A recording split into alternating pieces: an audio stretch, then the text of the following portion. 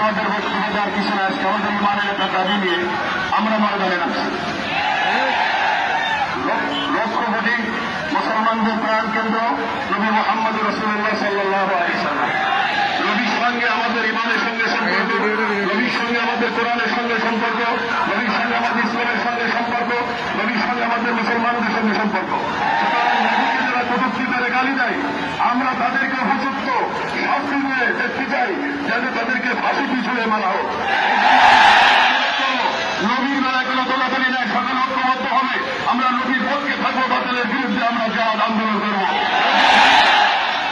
এ পর্যায়ে বক্তব্য রাখছেন ঢাকা মহানগর পরিষদের অন্যতম উপদেষ্টা হযরত মাওলানা আহমদ গাজী সাহেব। দুনিয়াতে আসছে, তুমি একদিন তো যেতেও হবেন। সিগারের মতো কাছে করে সেনাহের মতো করতে ওঠো।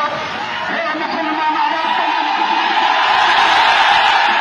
সেই কুখ্যাত সন্ত্রাস প্রেসিডেন্ট যেই রাসূলুল্লাহ সাল্লাল্লাহু আলাইহি ওয়াসাল্লামকে অবমাননা করেছে, 200 কোটি মুসলমানের হৃদয়ে আগুন লেগে দিয়েছে। যদি ক্ষমা দেওয়া হয়, মাফ না দেওয়া হয়, বিশ্ব আন্দোলন গড়ে তোলা হবে।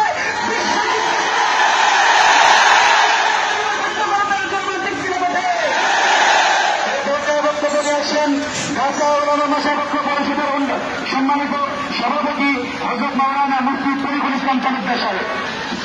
সম্মানিত তৌহিদি জনতা, আপনাদেরকে উদ্দেশ্য করে বলতে চাই, ফ্রান্সের প্রেসিডেন্ট এমানুয়েল ম্যাক্রন রাষ্ট্রীয় পৃষ্ঠপোষক রাসূলুল্লাহ সাল্লাল্লাহু আলাইহি ওয়াসাল্লামের যে ব্যঙ্গচিত্র প্রকাশ করেছে, এর জন্য তাকে বিশ্বাসীর কাছে চাইতে হবে।